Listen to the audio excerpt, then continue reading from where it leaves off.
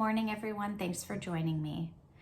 I'm Jana Parker. My business is JP-LEP. I'm a licensed educational psychologist, and I work with students doing psychoeducational and neuropsychological evaluation. I do executive function coaching and transition coaching. And today I just wanted to come to you and talk about something that was on my mind today, a little bit off the cuff. So I woke up this morning and I was getting ready to go on my run, and I was trying to think about what is it I want to listen to. I listen to a podcast as I'm on my run.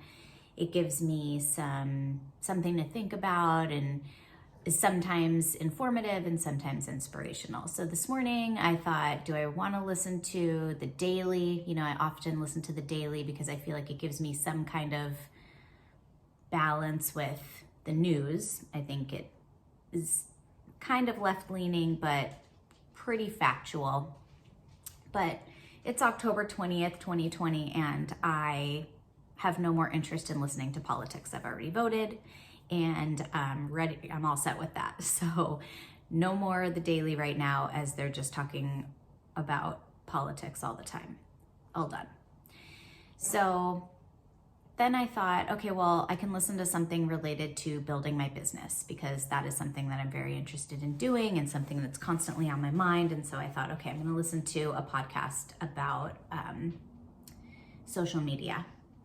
And I know that I post on social media. I'm doing these videos and podcasts to share content with my audience, but I'm not a great marketer, and I don't really want to be. And what I was realizing as I was listening to this podcast this morning was, this is not inspiring, listening to like how you create your social marketing agenda. I just need to farm it out. I need someone else to do it for me. It's not my craft. It's not what I love. I love what I'm doing with my business and the content and what I'm sharing with families and my skills, but I'm not so interested in the social media marketing aspect of everything that you need to do to kind of put your business out for the world to see. So after about 10 minutes of listening to that, I thought, this is not what I want to be listening to right now. So I changed to listening to Brene Brown and Glennon Doyle talk about Glennon Doyle's new book called Untamed. And I have not yet ordered or read it, but I plan to, now that I listened to about 7 minutes of this podcast. But as I was listening to this podcast and I was listening to these brilliant women, these writers, these creators, these people in the world who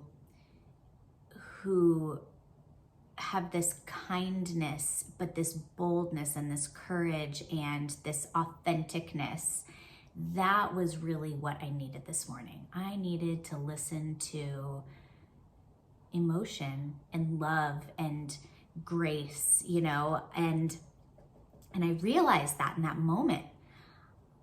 I mean, it wasn't even what they were saying, but it was how they were saying it, and that was what I needed in that moment. And why I love listening to things that really resonate with me is because I know that it leads me to thinking about something about what I'm doing with myself, with my business. I just start really I'm thinking about how it relates to me in the situation that I'm in. So I started thinking about how much I love learning. And I mean, I love learning so much that every night when I go to bed, I read. I mean, usually I read a novel, but once in a while I sneak a workbook in there. And I want to just show you right now what I'm reading. It's called How to Raise an Adult. Okay, How to Raise an Adult, Break Free of the Overparenting Trap and Prepare Your Kid for Success. Okay, and this is by Julie Lithcott-Hames. And I'm not, I can see I'm like this far in, but she was the dean of students at Stanford University, and she wrote this a few years ago, about 5 years ago. And it's about her experiences as a dean watching these college students and what's happening to our students and how they are more and more like children, less and less like adults as they're entering college, and her experiences there, and what parents need to be thinking about as they're raising their children into adults.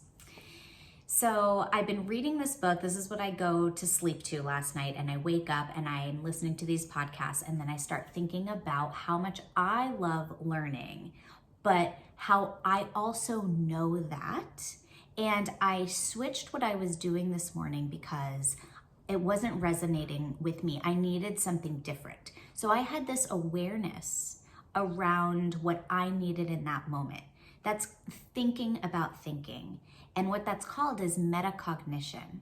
And metacognition is like the ultimate executive function.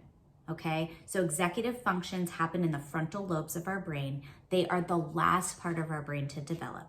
They're the part of our brain that helps us produce, execute, time manage, plan, organize, self-monitor, remember things.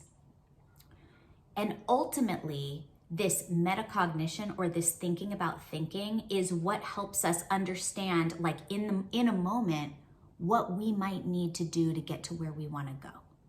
And what our students often don't have enough of is this metacognition. And so they don't even know where they want to go. They don't have that self-awareness. And I was also thinking about how much kids that I work with struggle just with learning in general, right? So if you are a struggling learner, you're probably less motivated to participate in learning.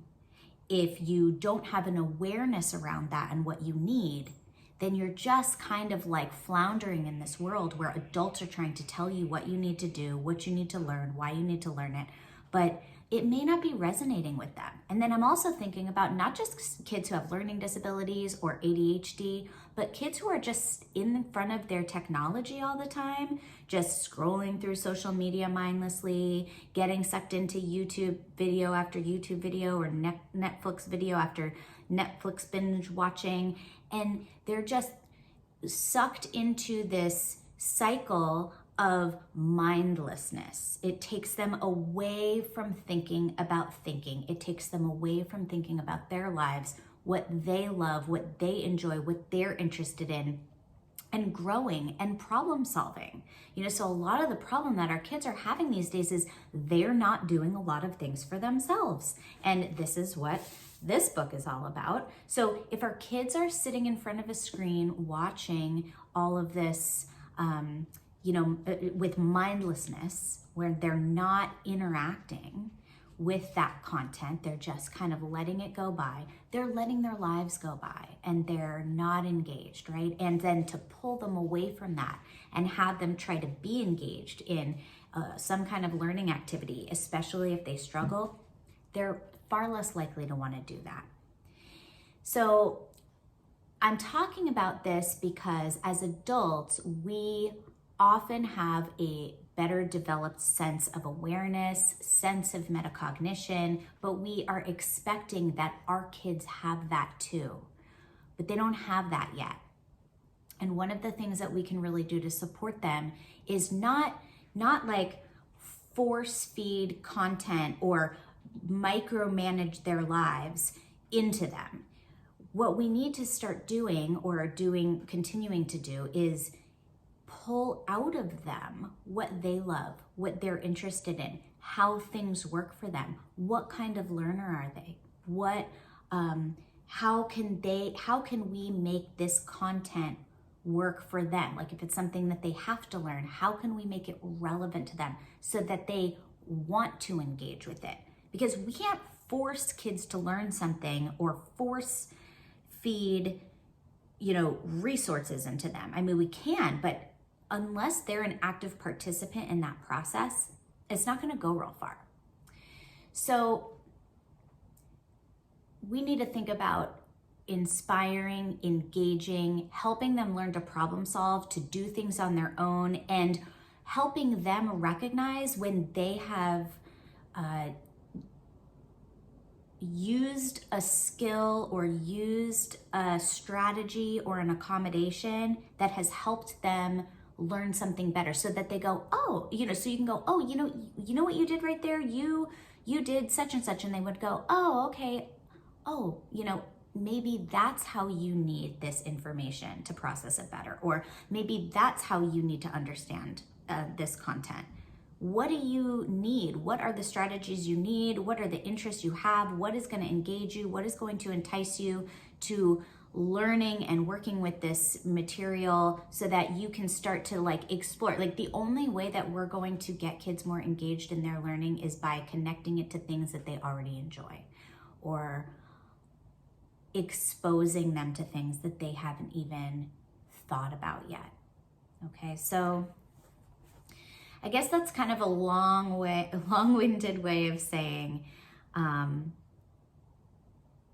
you gotta know when to change the podcast. And our kids need to know when to change the podcast. When are things not working for you, and when do you need to do something to change and shift that?